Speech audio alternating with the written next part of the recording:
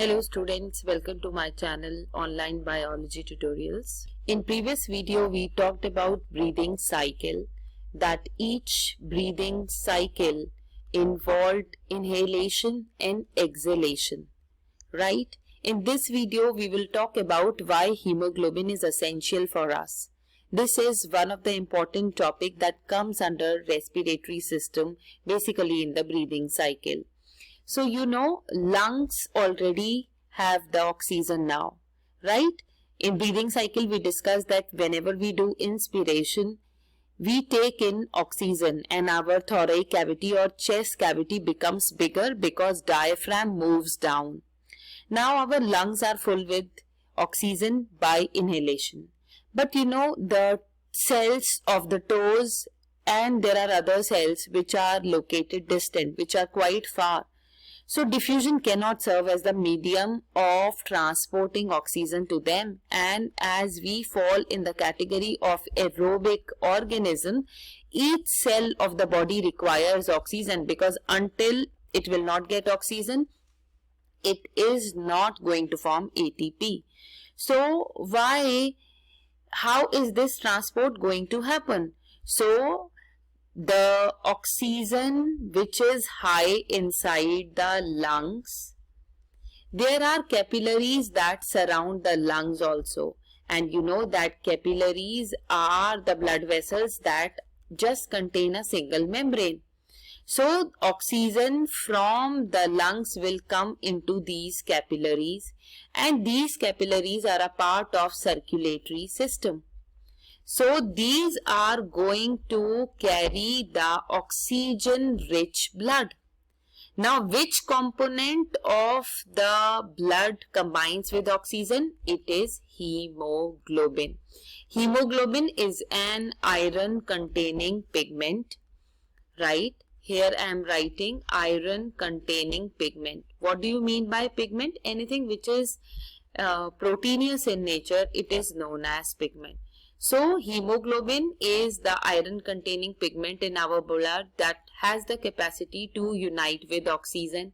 And once hemoglobin unites with oxygen, it forms oxyhemoglobin, right? Oxyhemoglobin.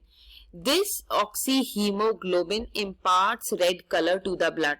And this oxygenated blood, with the help of circulatory system, with the help of arteries, it gets transported to all the cells of the body, right?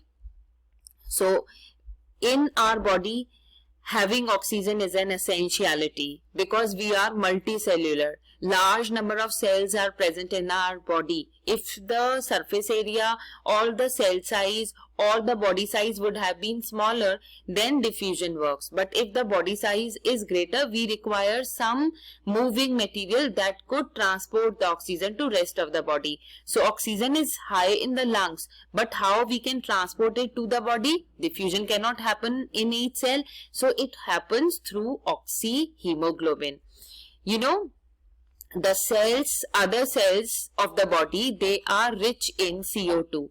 So when this oxyhemoglobin comes, or when the blood vessels containing oxyhemoglobin comes near to the cells that are rich in CO2, this CO2 moves out because it is high here and it is low in them. So always diffusion happens from higher to lower concentration, and oxygen is high in the oxyhemoglobin or oxygenated blood, thus oxygen will go inside the cell. As a result, the capillaries that have brought oxygenated blood, once they will give their oxygen, they will become deoxygenated. Deoxygenated means rich in carbon dioxide. And this carbon dioxide rich blood reaches the lungs again, and this is a wasteful gas for us. Carbon dioxide is a wasteful gas for us, and we send it out by the process of exhalation.